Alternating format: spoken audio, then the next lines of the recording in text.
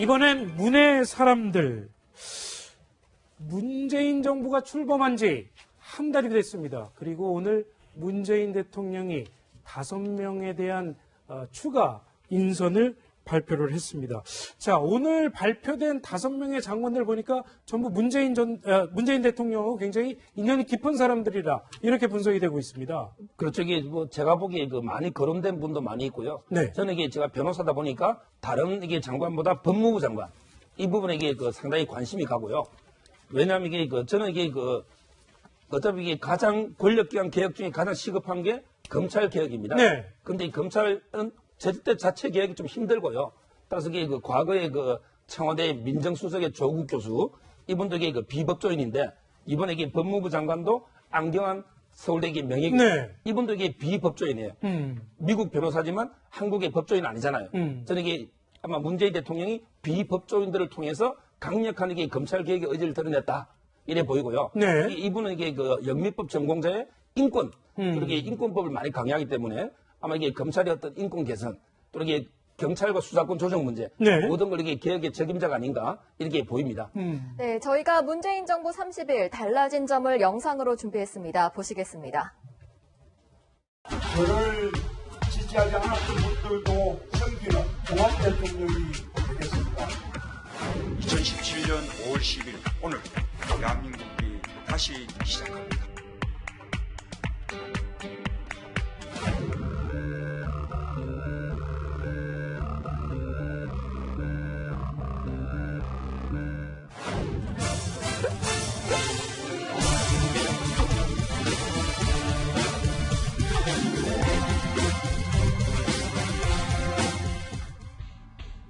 별빛이 내린다.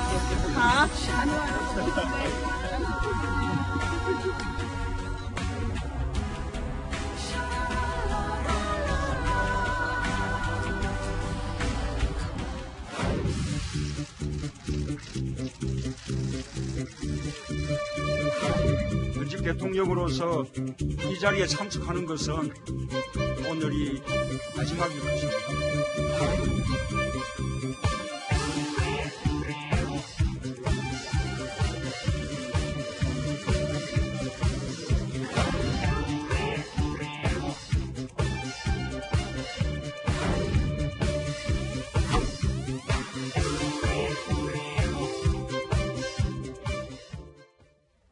네. 자, 취임 한 달을 맞은 문재인 대통령의 그동안 한 달간의 모습을 저희가 영상 구성으로 전해드렸습니다. 그러면 본격적으로 오늘 문재인 대통령이 발표한 5명의 추가 장관 후보자들에 대한 얘기를 한번 나눠보도록 하겠습니다. 이 오늘 발표된 5명이 문 대통령과 상당히 각별한 인연들을 갖고 있다고 해서 저희가 한 사람 한 사람 한번 정리를 키워드로 해봤습니다. 먼저 김상곤 교육부총리 먼저 살펴볼까요? 혁신위원장을 지냈죠. 굉장히 그렇죠. 유명한 분입니다. 문재인 대통령하고 공동 선대위원장을 지내기도 했고요. 그랬었죠. 네. 그러니까 아마 문재인 대통령 당선에 공을 많이 세우신 분이고 네. 또 문재인 당시에 2015년 5월에 혁신위원장을 맡았는데 당시 문재인 대통령이 대표를 맡고 있었어요.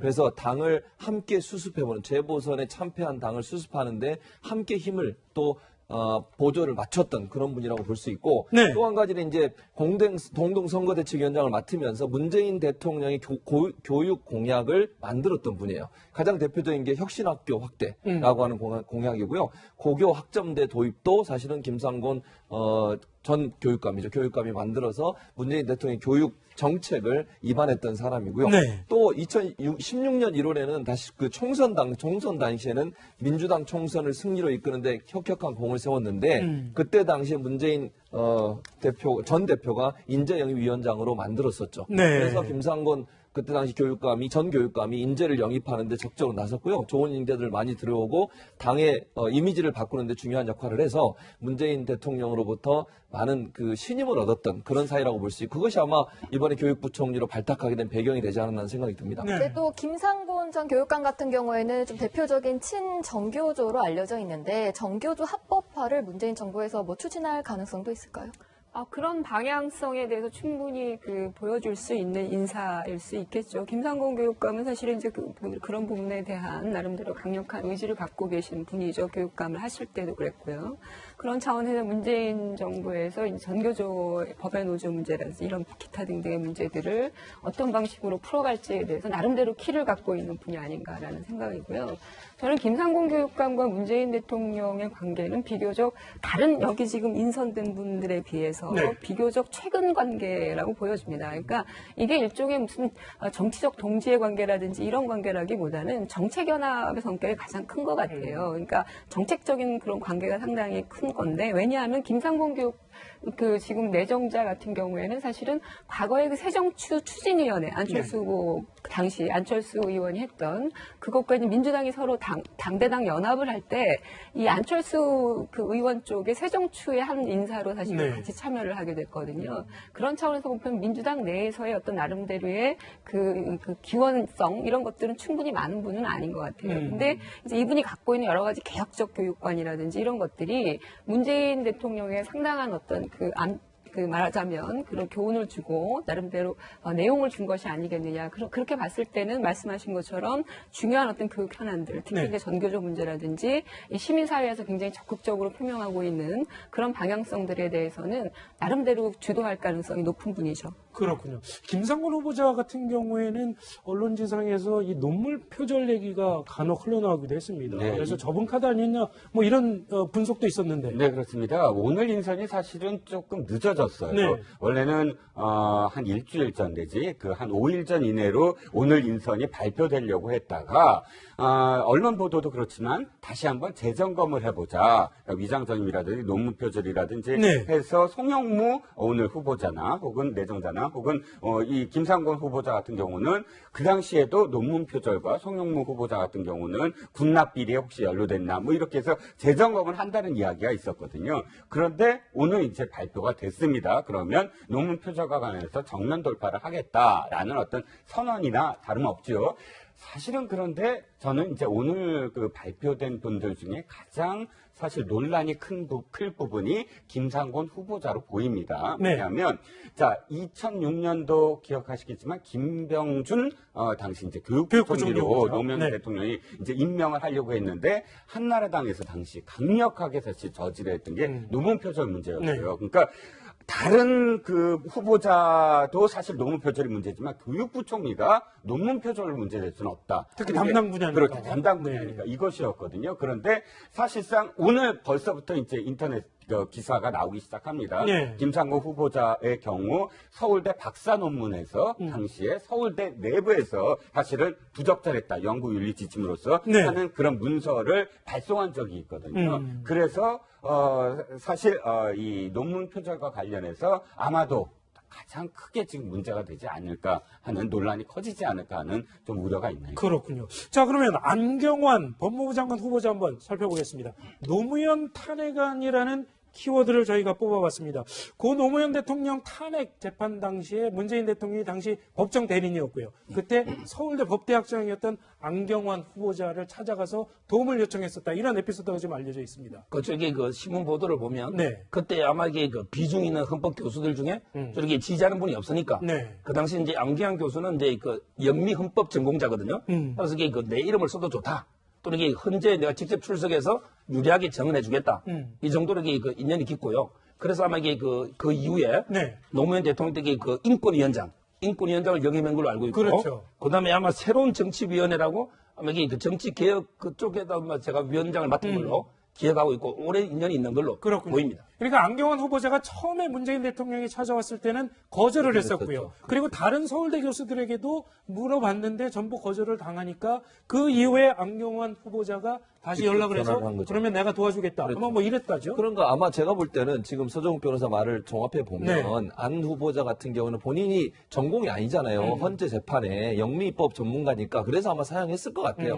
그런데 이제 다른 분들한테도 물어보니 문재인 그때 당시에 변호인이 여러 군데 찾아다니면서 부탁을 했는데 아무도 안 들어주고 있는 상황이다. 네. 어려운 상황이라는 걸 들으셨겠죠. 그래서 아마 그렇다면 내가 도와주겠다. 내가 도움이 된다고 하면 얼마든지 내 이름을 써도 좋고 내가 만약에 거기 가서 뭐 변호를 할 필요가 있다면 거기에 출석도 하겠다고 얘기한 걸 보면 네. 이제 안 후보자 같은 경우는 원래 마음은 도와주고 싶은 마음이 있었겠지만 본인의 전공과 맞지 않아서 처음에는 사양을 했다가 다른 사람이 도와주지 않으니 본인이 적극적으로 도우려고 했던 것 같고 그것이 인연이 돼서 이제 문재인 대통령도 노무현 대통령이 이후에 저분한테 그 국가인권위원장 자리까지 제안을 하지 않습니까? 그렇죠. 그래서 본인이 또 인권법의 전문가니까 아마 그때 당시에 노무현 대통령이 그 인연도 영향을 미쳤겠죠. 본인의 네. 헌재 재판에 영향을 미쳐 탄핵 재판에 도움을 줬던 것도 인연이 됐겠지만 저분이 갖고 있는 전공 자체가 인권법이기 때문에 인권위원장을 세웠고 그리고 그게 인연이 돼서 사실 이제 문재인 정부와도 연관이 되는 그런 연관성 때문에 아마 네. 법무부 장관으로 지명된 게 아닌가 하는 생각이 듭니다. 네, 또 조국 민정수석 같은 경우에 안경환 후보자와 아주 인연이 깊은 것으로 알려져 있는데요. 이렇게 검찰 개혁을 위해서 뭐 조국 수석 그리고 안경환 후보자의 그런 뭐 조합을 고려한 인사가 아닐까요? 그쪽이 그때 저도 그 석사, 박사 과정에 조교로 있었거든요. 아, 그래서 그러셨군요. 이게 임용 과정을 제가 좀 아는데 아마 이게 조국 교수는 그 이수성 옛날 국무총리 있잖아요. 그분이 형법 전공자고 네. 그래서 이게 그분이 아마 조국 교수도 형법이니까 영입했고 그때 아마 안경환 교수도 상당히 그 어떻게 진보적이기 때문에 좀 도움을 준 게 아닌가 이렇게 보이고요. 네. 아까 이제 조금 전에 말한 것처럼 저는 이 검찰의 셀프 개혁은 이미 한계 역대 보면 이게 힘들어요. 따라서 이게 그 조국 교수든 아니면 이게 안경환 교수든 정말 이게 외부의 어떤 비검찰 출신에 의한 강력한 이게 외부 충격에 의한 개혁이 필요하다. 그래서 이게 긍정적으로 평가를 합니다. 그렇군요. 자, 그러면 세 번째로 송영무 국방부 장관 후보자 한번 살펴보겠습니다. 싱크탱크라는 키워드가 저희가 보여드리고 있는데요. 송영무 국방부 장관 후보자는 더불어민주당에서 새정치민주연합이 신설했던 그런 국방안보연구소 소장을 역임을 했고요. 그 다음에 18대 문재인 대통령 당시 대선 후보를 위해서 안보 공약의 틀을 전부 잡았다 이렇게 알려져 있군요. 네, 그렇습니다. 사실 담쟁이, 그러니까 지금의 국민 성장위원회 네. 그 싱크탱크였는데 그러니까 18대 대선에서 담쟁이였죠. 담쟁이 포럼. 거기서 네. 담쟁이 포럼에서도 국방과 관련한 객관적인 시각에서 군을 개혁할 수 있지 않느냐라는 시각으로 사실은 또 이렇게 후보자로 내정한 게 아닌가라는 분석이죠. 네. 이제 송영무 국방부 장관 후보자는 제1연평해전을 완승으로 이끌기도 했는데 또 오늘 청와대에서 미리 밝혔습니다. 송영무 후보자가 위장 전입을 한 사실이 있다. 어떻게 된 건가요? 그 말을 좀 바꿨는데요. 네. 주민등록법상 문제가 있다 이렇게 네. 위장전입 얘기를 안 하고 그러니까 네. 말을 바꾼 것도 의미가 있다고 봐요. 왜냐하면 법률 자체가 주민등록법이거든요. 근데 우리가 위장전입 하니까 조금 더 의미가 세게 들려요. 그래서 아마 청와대에서는 주민등록법 위반 이렇게 얘기를 한 것 같은데 이제 군인이지 않습니까? 네. 저도 해군 출신이거든요. 제가 해군 장교 출신인데 네. 해군에 근무하다 보면 여러 군데 부대가 있다 보니 이사를 가게 돼요. 어쩔 수 없이 발령을 받으면 이사를 가게 되고 그런데 이제 문제는 아이들 같은 경우는 여러 군데 이사를 다니다 보면 네. 엄청난 스트레스도 받고 학교에 적응하는데 시간이 많이 걸리지 않습니까? 그래서 아마 대체적으로 군인 가족들 중에 아이들과 아내는 어느 한 곳에 정착을 하고 군인들이 아마 이사를 다니는 경우가 많아요. 군 관사에 생활하다 보면 뭐 예를 들면 해군 부대가 있는 곳이 뭐 여러 군데 있거든요. 예. 인천에도 있었고 그다음에 지금 평택에도 있고 진해에도 있고 부산에도 있고 뭐 이러니까 그러다 보니까 아마 그런 문제가 발생하는 것 같고 그래서 청와대에서는 그 주민등록법상의 문제가 있긴 하지만 그것이 군인으로서 근무하면서 아무래도 가족과 함께 할 수 없는 이런 여러 가지 특수성상 발령을 많이 받으니까요. 그런 문제 때문에 주민등록법상의 문제가 있다라고 지금 셀프로 스스로 밝혔습니다. 그렇군요. 아마 이제 충격을 좀 줄이기 위한 방법이 아닌가 네. 생각이 듭니다. 주민등록법 위반이 위장 전입을 의미하느냐 취재진이 이렇게 물어봤습니다. 박수현 대변인은 그렇다라고 하면서도 이 법적 용어로 주민등록법 위반으로 표현을 하고 있는데 이게 위장 전입인지 아닌지는 청문회에서 다뤄질 것으로 예상한다. 이 위장 전입이라는 용어가 상당히 좀 피하고 싶은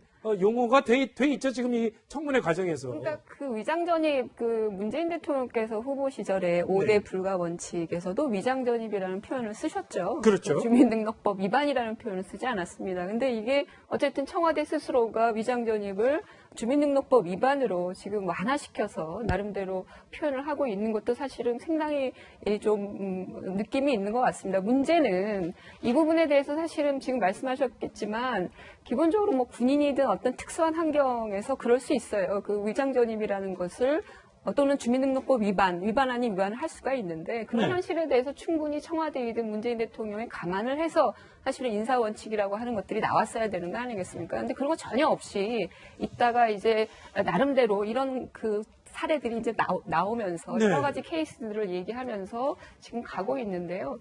사실은 그렇습니다. 이게 현실적으로 문제가 있으면 그 부분에 대해서는 충분히 인사청문회 과정에서도 예.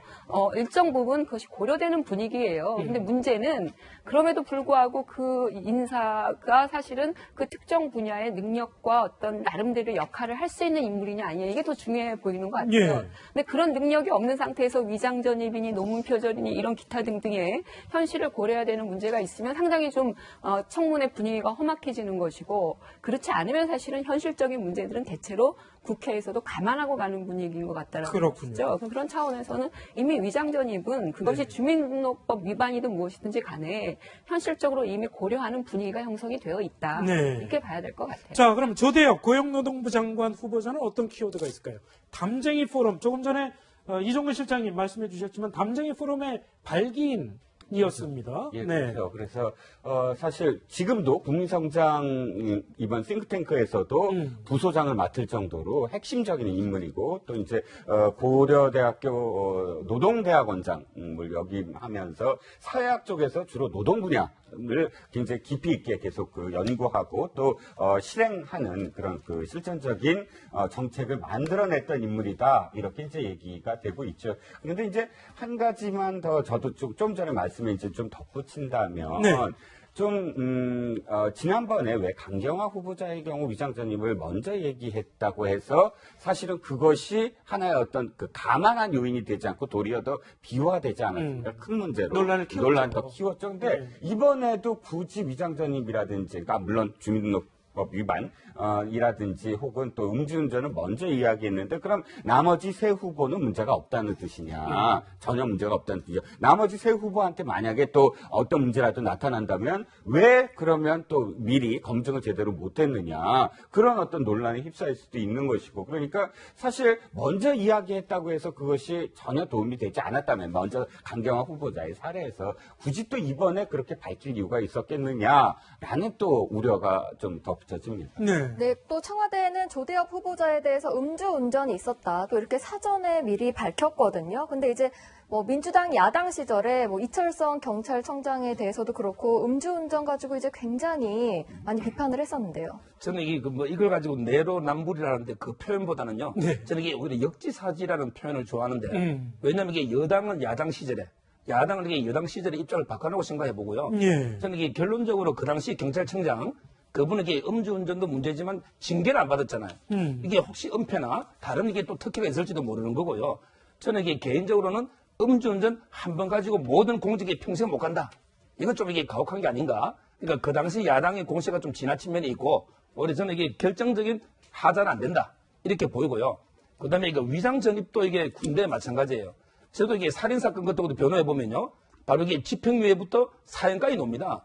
똑같은 이게 살인사건도 형량이 다 다른데, 물론 임종석 실장도 이게 빵 한 조각도 사연이 다 다르다 했지만, 제가 보기에 위장 전입도 군인이 워낙 이동하다 보면 이게 어쩔 수 없는 상황에서는 어느 정도 선처될 부분도 있고, 또 이게 정말 투기라든지 목적이 나쁠 때는 가혹하게 해야 될 때도 있고, 저는 이게 케이스별로 좀 봐야지 너무 일률적으로 말할 수는 없다. 이렇게 봅니다. 그렇군요. 자, 근데 그 당시에 이철성 경찰청장 후보자 임명 강행할 때도 상당히 그때 원혜영 의원은 이렇게도 얘기를 했었습니다. 연예인도 음주운전이 적발이 되면 하차를 한다. 이러면서 음주운전 문제에 대해서 상당히 세게 비판을 하기도 했는데 민주당 의원들이 이번에 이 음주운전 문제에 대해서는 어떤 식으로 나올지도 좀 상당히 궁금한 대목입니다. 그러니까 이제 뭐 예상되는 거는 보호를 하겠죠. 그러니까 그건 조금 그러니까 본인도 얼굴이 좀 뜨거울 거예요. 어쩔 수 없죠. 그러니까 지금 서 변호사가 얘기했듯이 역지사지잖아요. 결국은 입장 바뀌니까 결국은 자기 입장을 대변하는 상황이 되는 거니까 그거는 뭐 분명히 그 문제가 있다고 보고요. 그냥 음주운전 같은 경우도 이제 그게 얼마나 이제 어느 정도 문제가 있는지는 제가 잘 모르겠습니다만 이제 자세한 내용을 봐야 되겠습니다만 그럼에도 불구하고 만약에 민주당 의원들이라면 저는 그렇게 생각해요. 그게 문제가 있다는 걸 인정할 필요는 있다. 다만 그것이 이제 그 업무를 수행하는데 중요한 하자가 될 만큼의 그런 문제가 있느냐 하는 부분도 함께 얘기하겠죠. 네. 생각하고 아마 이제 한국당 입장에서는 그 문제를 또 물고 늘어질 가능성이 있고요. 뭐 본인들도 그렇게 공격을 당했으니 당연히 공격할 네. 수밖에 없는 거죠. 그래서 이제 물론 그런 부분도 충분히 봐야 돼요. 도덕성 문제라든지 아니면 법을 제대로 지키느냐 하는 문제도 중요한 관점이 돼야 되고 또 한 가지는 네. 정책적 부분도 또 그분이 정말 임무를 잘 수행할 수 있을지 하는 그런 자질이나 이런 갖고 있는 어떤 정책의 문제 이런 문제도 함께 검토해서 두 가지를 함께 보고 국민들이 판단하고 지원해 줄 수 있는 이런 쪽으로 청문회가 이루어졌으면 좋겠다는 바람은 있습니다. 그렇군요. 자, 네. 청문회에서 사실은 이제 여러 가지 유연한 발상들을 하게 되고 또 여러 가지 고려들을 종합적으로 하는 것이 한 축에 있고 저는 이번에 그 문재인 대통령의 인사를 보면서 사실 너무나 많은 예외들이 있잖아요. 근데 이미 대통령께서 원칙이라고 하는 것을 못 박아 두셨어요. 네. 근데 그 원칙에 어긋나는 인사가 계속 지금 어쨌든 이루어지고 있는 거 아니겠습니까? 그게 뭐 의도한 것은 아니었겠지만 그럼에도 불구하고 그러면 도대체 원칙, 대통령의 원칙이라고 하는 것은 어떤 방식으로 지켜져야 되는가에 대한 그런 국민적 메시지가 있는 거거든요. 네. 그러니까 그런 차원에서 놓고 본다 그러면 이런 방식으로 계속 이런 예외 케이스로 해서 계속 보호하는 것이 바람직할 것이냐 아니면 일정하게 나름대로 청와대가 판단을 내려서 거기에 선을 그어서 예를 들면 뭐 자진 사퇴라든지 여러 가지 카드들을 활용을 해서 네. 그 부분에 대해서 한 번 더 정리를 해주고 가는 것이 바람직할 것인가 네. 조금 청와대 고민이 필요하다 이렇게 생각합니다. 자, 마지막으로 김은경 환경부 장관 후보자는 노무현 전 대통령의 환경특보였다고요. 네, 청와대에서도 근무를 한 이력이 있고요. 그렇죠. 당시에 이제 환경이라는 말을 이렇게 표현했습니다. 지속 가능 발전. 그러니까 발전은 발전인데 우리가 지속 가능한 개발을 하자. 네. 그러니까 개발이라기보단 그래서 환경이라는 환경 보전 내지는 환경을 함께 생각하자라는 의미로 그렇게 덧붙였고 당시에 비서관의 역할 그 이전에는 이제 환경 시민 단체에서 활동을 했고 그런 어떤 상황이었는데 더 유명해진 건 패놀이에요. 참 패놀 아줌마에서. 패널 아줌마가 그렇죠. 알려져 있는 네. 한강 그 패널 사건 때 시민단체를 이끌면서 적극적으로 앞장서서 패널을 이제 지적했던 그런 분이고 네. 일단은 크게 노무현 정부 때 어떤 비서관 이후에 큰 어떤 뭐 공직을 받지 않았는데 김은경 후보자야말로 어떤 의미에서는 옛날 그 참여정부 시절과 함께 했었던 어떤 코드 민정수석 시절 또는 비서실장에서 지켜봤던 그런 인사였기 때문에 내가 콕 집어서 중용을 했다. 이렇게 해석할 수가 있겠네요. 그렇군요. 자, 2명의 장관 후보자에 대해서 청문회 보고서가 아직 채택되지 않고 있는 상황에서 5명의 후보자에 대해서 추가로 인선이 발표가 됐습니다. 5명의 추가 인선자에 대해서는 청문회가 원만하게 진행될 수 있을지 조금 지켜보도록 하겠습니다. 이번엔 문의 사람들. 문재인 정부가 출범한 지 한 달이 됐습니다. 그리고 오늘 문재인 대통령이 5명에 대한 추가 인선을 발표를 했습니다. 자, 오늘 발표된 5명의 장관들 보니까 전부 문재인 대통령하고 굉장히 인연이 깊은 사람들이라 이렇게 분석이 되고 있습니다. 그렇죠. 이게 뭐 제가 보기에 그 많이 거론된 분도 많이 있고요. 네. 저는 이게 제가 변호사다 보니까 다른 이게 장관보다 법무부 장관 이 부분에 이게 그 상당히 관심이 가고요. 왜냐하면 이게 저는 이게 어차피 이게 가장 권력기관 개혁 중에 가장 시급한 게 검찰 개혁입니다. 네. 근데 이 검찰은 제때 자체 개혁이 좀 힘들고요. 따라서 이게 과거에 청와대 민정수석의 조국 교수 이분도 이게 비법조인인데 이번에 이게 법무부 장관도 안경환 서울대 명예교수 네. 이분도 이게 비법조인이에요. 미국 변호사지만 한국의 법조인 아니잖아요. 저는 이게 아마 문재인 대통령이 비법조인들을 통해서 강력한 이게 검찰 개혁의 의지를 드러냈다. 이래 보이고요. 네. 이분은 이게 영미법 전공자의 인권, 그렇게 인권법을 많이 강요하기 때문에 아마 이게 검찰의 어떤 인권 개선, 또 이게 경찰과 수사권 조정 문제, 네. 모든 걸 이게 개혁의 책임자가 아닌가 이렇게 보입니다. 네, 저희가 문재인 정부 30일 달라진 점을 영상으로 준비했습니다. 보시겠습니다. 저를 지지하지 않았던 분들도 섬기는 종합 대통령이 되겠습니다. 2017년 5월 10일 오늘 대한민국이 다시 시작합니다.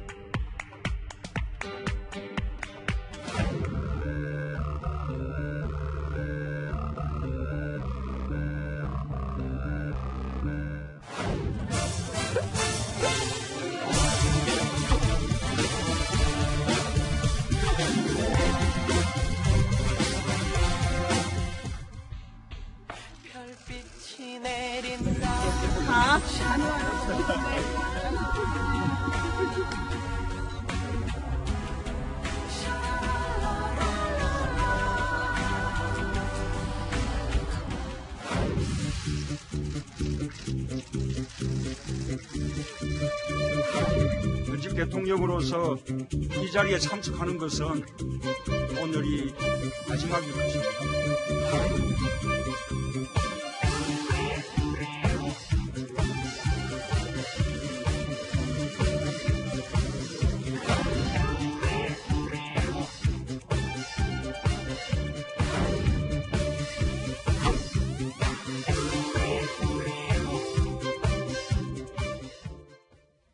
네, 자, 취임 한 달을 맞은 문재인 대통령의 그동안 한 달간의 모습을 저희가 영상 구성으로 전해드렸습니다. 그러면 본격적으로 오늘 문재인 대통령이 발표한 5명의 추가 장관 후보자들에 대한 얘기를 한번 나눠보도록 하겠습니다.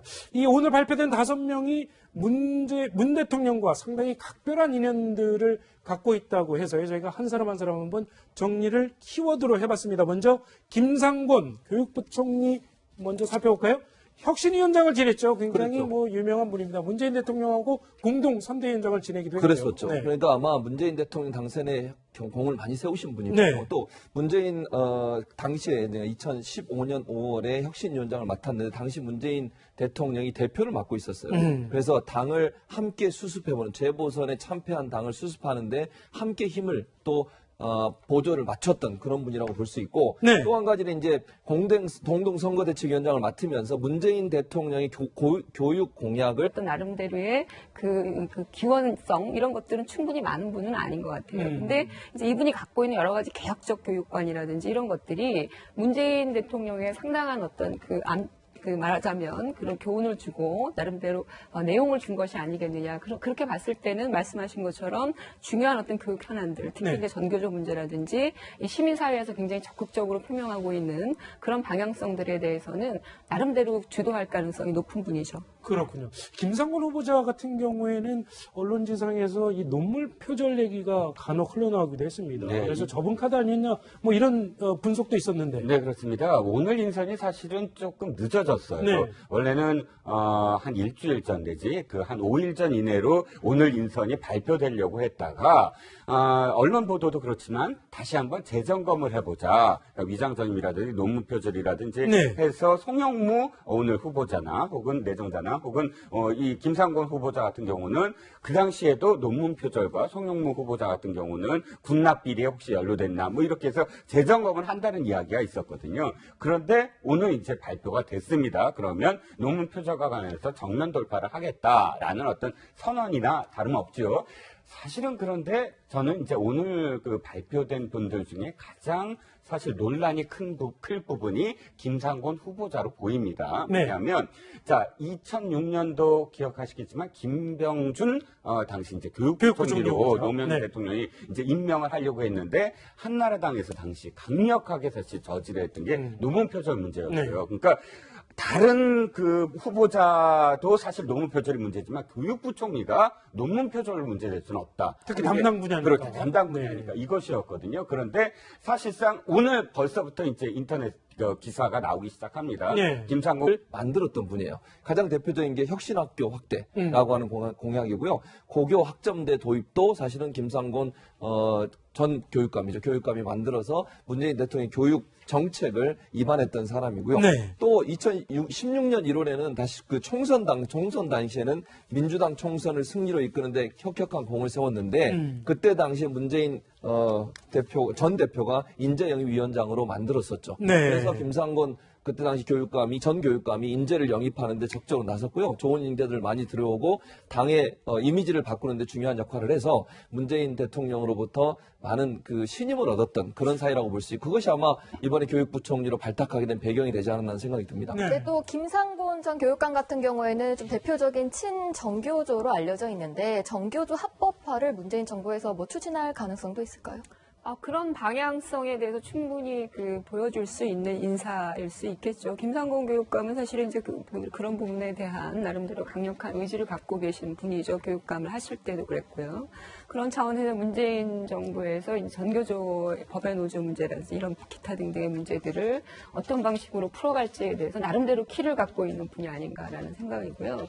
저는 김상곤 교육감과 문재인 대통령의 관계는 비교적 다른 여기 지금 인선된 분들에 비해서 네. 비교적 최근 관계라고 보여집니다. 그러니까 이게 일종의 무슨 정치적 동지의 관계라든지 이런 관계라기보다는 정책 연합의 성격이 가장 큰 것 같아요. 그러니까 정책적인 그런 관계가 상당히 큰 건데 왜냐하면 김상곤 지금 내정자 같은 경우에는 사실은 과거에 새정추 추진위원회 안철수 후보 당시 안철수 의원이 했던 그것과 이제 민주당이 서로 당대당 연합을 할 때 이 안철수 의원 쪽에 새정추의 한 인사로 사실 네. 같이 참여를 하게 됐거든요. 그런 차원에서 보면 민주당 내에서의 후보자의 경우 서울대 박사 논문에서 당시에 서울대 내부에서 사실은 부적절했다 연구윤리 지침으로서 네. 하는 그런 문서를 발송한 적이 있거든요. 그래서 사실 이 논문 표절과 관련해서 아마도 가장 크게 지금 문제가 되지 않을까 하는 논란이 커지지 않을까 하는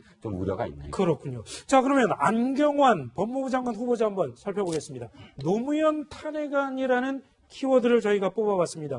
고 노무현 대통령 탄핵 재판 당시에 문재인 대통령이 당시 법정 대리인이었고요. 그때 서울대 법대학장이었던 안경환 후보자를 찾아가서 도움을 요청했었다. 이런 에피소드가 좀 알려져 있습니다. 저기 신문 보도를 보면 네. 그때 아마 이게 비중 있는 헌법 교수들 중에 저렇게 지지하는 분이 없으니까 네. 그 당시 이제 안경환 교수는 이제 영미 헌법 전공자거든요. 그래서 이게 내 이름을 써도 좋다. 또 이게 헌재에 내가 직접 출석해서 유리하게 정언해 주겠다. 이 정도로 이게 인연이 깊고요. 그래서 아마 이게 그 이후에 네. 노무현 대통령 때 인권위원장을 영임한 걸로 알고 있고, 그렇죠. 그다음에 아마 새로운 정치위원회라고 아마 이게 정치 개혁 그쪽에다 아마 제가 위원장을 맡은 걸로 기억하고 있고 오래 인연이 있는 걸로 그렇군요. 보입니다. 그러니까 안경환 후보자가 처음에 문재인 대통령이 찾아왔을 때는 거절을 했었고요. 그리고 다른 서울대 교수들에게도 물어봤는데 전부 거절을 당하니까 그 이후에 안경환 후보자가 다시 연락을 해서 전화를 한 거죠. 그러면 내가 도와주겠다. 그렇죠. 아마 뭐 이랬다죠. 그런가 아마 제가 볼 때는 지금 서정욱 변호사 말을 종합해 보면 네. 안 후보자 같은 경우는 본인이 전공이 아니잖아요. 헌재 재판에 영미법 전문가니까 그래서 아마 사용했을 것 같아요. 그런데 이제 다른 분들한테도 물어보니 문재인 그때 당시에 변호인이 여러 군데 찾아다니면서 부탁을 했는데 아무도 안 들어주고 있는 상황이다. 네. 어려운 상황이라는 걸 들으셨겠죠. 그래서 아마 그렇다면 내가 도와주겠다. 내가 도움이 된다고 하면 얼마든지 내 이름을 써도 좋고 내가 만약에 거기 가서 뭐 변호를 할 필요가 있다면 거기에 출석도 하겠다고 얘기한 걸 보면 네. 이제 안 후보자 같은 경우는